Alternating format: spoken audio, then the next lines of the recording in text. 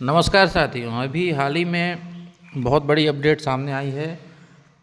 DPI से भोपाल से एक नया आदेश जारी हुआ है जो कि चौथे चरण की काउंसलिंग से संबंधित है। आइए जानते हैं पूरा आदेश क्या है और इसमें क्या निर्देश है, काउंसलिंग संबंधित क्या निर्देश दिए गए हैं। समस्त जानकारियों पर बिंदुवार डिटेल में चर्चा करेंगे, इसलिए वीडियो से बने रहें। और सभी से अनुरोध है चैनल को सब्सक्राइब जरूर करें, क्योंकि जो भी नवीनतम अपडेट आती है आपको इस वीडियो के माध्यम से उपलब्ध कराई जाती है। तो यहाँ पे आप देखें, विषय शैक्षणिक सत्र 24-25 में रिक्त पदों पर अतिथि शिक्षकों की व्यवस्था के संबंध में यह आदेश जारी हुआ है। आइए जानते हैं क्या पूरा आदेश है। शैक्षणिक सत्र 24-25 में शासकीय विद्यालयों में नियमित शिक्षक की अनुपलब्धता होने पर शैक्षणिक व्यवस्था के सुचारू रूप से संचालन हेतु अतिथि शिक्षकों की व्यवस्था की गई है। वर्तमान में अधिकतर विद्यालयों में पूर्व से कार्यरत एवं शाला विकल्प चयन के माध्यम से अतिथि शिक्षकों की व्यवस्था की जा चुकी है। दिसंबर माह से उद्भूत होने वाली रिक्तियों पर अतिथि शिक्षक व्यवस्था हेतु निम्नानुसार निर्देश प्रसारित किए जाते हैं। अर्थात अभी तक जो निर्देश आए थे उससे अलग कुछ निर्देश जारी हुए हैं, इसलिए वीडियो से बने रहे अंत तक। देखते हैं क्या निर्देश अपडेट हुए हैं। आगे बढ़ते हैं। पहला, अतिथि शिक्षक आमंत्रण हेतु guest faculty management portal GFMS portal पर शाला प्रभारी के लॉगिन पर विकास खंड पैनल की मेरिट सूची उपलब्ध है। यहाँ पे आप देख सकते हैं, माफ़ कीजिएगा थोड़ा इसको सेलेक्ट कर रहा हूँ मैं। विद्यालय में रिक्त पद के विरुद्ध अतिथि शिक्षक की आवश्यकता होने पर निम्नानुसार कार्रवाई की जाए। मतलब जो हमारे शाला प्रभारी स्कूल के हैं, प्रिंसिपल हैं, उनके लॉगिन पर मेरिट सूची उपलब्ध है ऑनलाइन ब्लॉक वाइज, तो उसके अनुसार कार्रवाई हेतु निर्देशित किया गया है। आगे के निर्देश क्या हैं वो देखते हैं।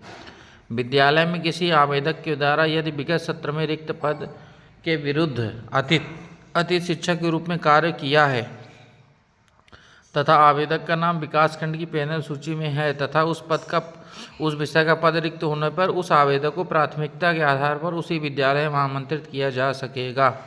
यहाँ पे आप देखिए थोड़ा सा एक जो है पूर्व में जो लोग काम कर रहे थे उनको प्राथमिकता देने का निर्देश है।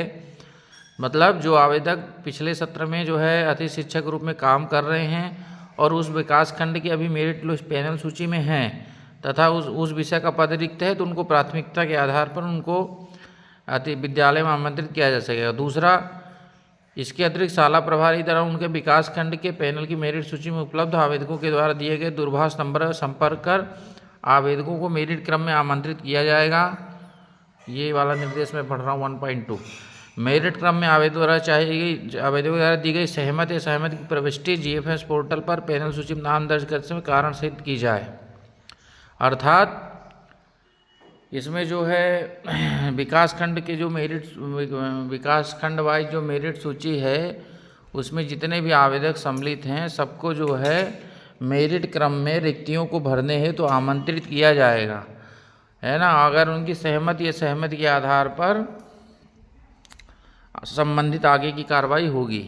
यदि आपके मन में इसमें कोई चीज़ समझ ना आ रही हो तो आप कमेंट बॉक्स में कमेंट करके पूछ सकते हैं। तीसरी चीज़, जिस आवेदक को विद्यालय में अतिथि शिक्षक के रूप में शिक्षण कार्य आमंत्रित किया गया है, संबंधित को उस दिनांक से विद्यालय में ज्वाइन कराया गया है, उनकी GFMS पोर्टल पर ज्वाइनिंग की प्रविष्टि उसी दिवस की जाए। ज्वाइनिंग प्रविष्टि दिनांक के आधार पर ही मानदेय का भुगतान होगा।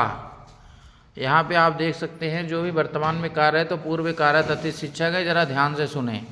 आपकी जिस दिन गेस्ट फैकल्टी मैनेजमेंट पोर्टल पे ज्वाइनिंग हुई है उसी आधार पर आपके मानदेय का भुगतान होगा। बहुत सारे अतिथि शिक्षक कन्फ्यूज रहते हैं कि हमने ज्वाइन तो कर लिया लेकिन वेतन कब से मिलेगा। आगे देखते हैं। नंबर 4, पैरा 1.2 के आधार पर शाला प्रभारी आवेदकों की विकास खंड मेरिट पैनल सूची से ही आवेदकों को आमंत्रित करें। अतिथि शिक्षक आमंत्रण में किसी भी प्रकार की अनियमितता पाए जाने पर संकुल शाला प्रभारी के विरुद्ध कड़ी कार्रवाई। अर्थात जो विकास खंड वाइज मेरिट सूची ऑनलाइन बनी हुई है उसी आधार पर ही लोगों को आमंत्रित करना है, ऐसा नहीं कि बीच में किसी को अपने मन से घुसा लिया।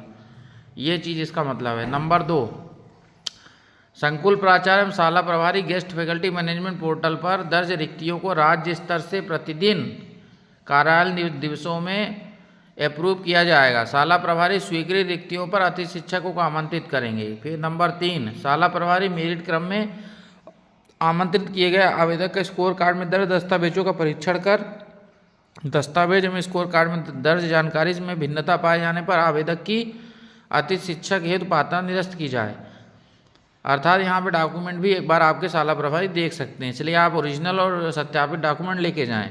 नंबर 4, शाला प्रभारी हेतु गेस्ट फैकल्टी मैनेजमेंट पोर्टल पर की जाने वाली कार्रवाई है तो हेल्प मैनुअल पत्र के साथ संलग्न है।